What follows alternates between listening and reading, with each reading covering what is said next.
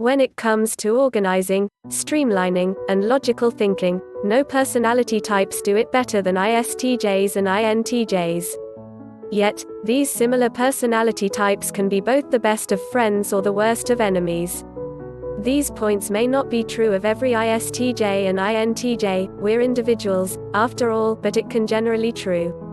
They both share the same extroverted function, which means that the key differences between the two lies in their introverted functions.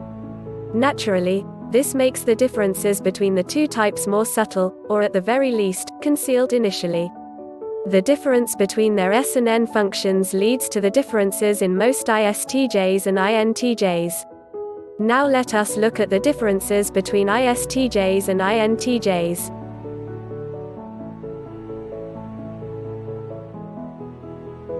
Hello there, welcome to Uber Mind. Want to know more about ISTJ and INTJ? Subscribe now. Thank you. Number 1. New against old. ISTJ likes to stick to established rules or processes, because ISTJs believe in a right way of doing things, and may see any change to these rules as a threat to productivity. INTJ uses established systems to learn how they are flawed and work to improve them. For example, if an INTJ proposes a new way for ISTJ to organize the company's shipments, ISTJ might become annoyed and think that INTJ is purposefully interfering with his work. If you are an INTJ and you find yourself in a situation like this, remember to be respectful, never insult the old way of doing things, or push for change faster than everyone else can handle. For ISTJs, remember that your INTJ coworker or friend is trying to help you, so don't shoot down new ideas as they may be more helpful than you think. Number 2. Goals or the future. ISTJs are primarily concerned with security or personal comfort, because of the way they store memories. Goals and planning for the future in general are important in order to secure the future. They're also very concrete people. It's unlikely they'll select goals that are too lofty or appear unreachable. C will choose the goal, and T will drive them to achieve it. INTJs will probably place a high value on having vision or seeing the bigger picture. They're much more comfortable dealing in the more abstract realm, so the vision won't necessarily need to be as concrete. This is most likely why INTJs are the stereotypical supervillains. An ISTJ is unlikely to go that route unless jaded by the past. The same is not true for an INTJ. They'll form an idea or vision of how something should be, regardless of past experience with it, and attempt to make it so. Number 3. Decision making. ISTJs are very slow to make decisions. They will analyze the details, all the facts, all of their past experiences, and etc. when making important decisions. They'll research something to death, and gather information from other people. They'll want to make their decision as concrete as possible before finally choosing. This will be especially true if they feel as if they're in uncharted waters, meaning they have no relevant past experiences to go off of. They're the types that may triple-check everything before moving forward. INTJs naturally trust their intuition. They won't require as much concrete information as an ISTJ. This is not to say that they won't research, or be careful in making decisions, but they're unlikely to be as meticulous about it as an ISTJ. Primarily remembering impressions of the past allows lessons learned to be applied across a wider spectrum of situations. They'll get an idea of how best to proceed based on their impressionistic memory, and won't get caught on the nitty-gritty. Once their intuition tells them what to do, they'll do it. Number 4. Conversations. ISTJs love gathering information and facts to better inform their decisions. They'll tend to have a vast wealth of knowledge and information stored away.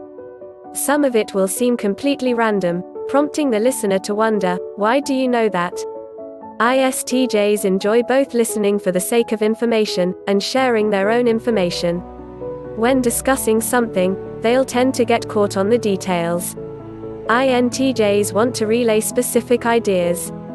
They will be more interested in the larger picture or idea, than they will the individual details.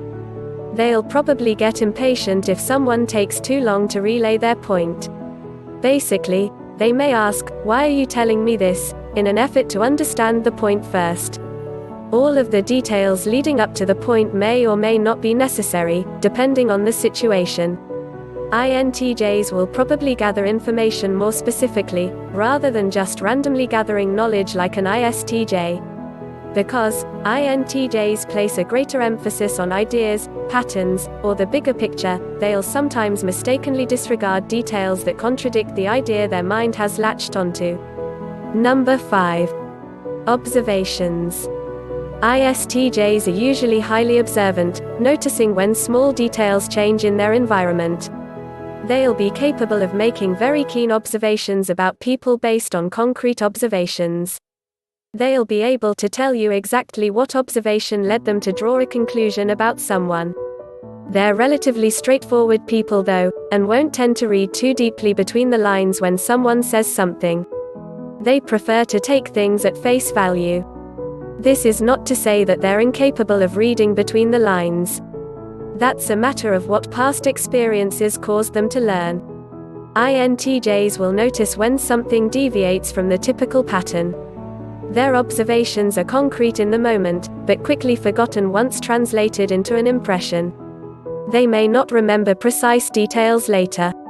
However, their impressions will aid them in reading people quicker than an ISTJ might. INTJs won't need to call out the individual details to draw a conclusion about someone. Instead, they'll quickly tie impressions and patterns together, resulting in a hunch, or gut instinct about someone, possibly immediately after meeting them. This is all subconscious, and seemingly out of nowhere. They may or may not feel the need to look for real-time data to support their sudden conclusion. INTJs are also more likely to read between lines, and look for the hidden meaning behind someone's words. Number 6. Freedom against duty. While both personalities are highly independent, ISTJ is far more dutiful than INTJ. ISTJ may struggle with saying no to people who ask her to do things for them. ISTJ may also have trouble ridding herself of toxic relationships. If you're an ISTJ, don't feel bad for setting boundaries. You don't have to be responsible for everyone in your life. It's okay to take care of yourself. For INTJs, not everyone may have the lust for freedom that you do. It may be easier for you to cut someone out of your life, but that solution may not be good for everyone. INTJs can be supportive in helping those who are in toxic relationships take steps to gain more independence instead of forcing them to be independent in one swoop. Hope you enjoy the video. Thanks for watching. See you in the next video.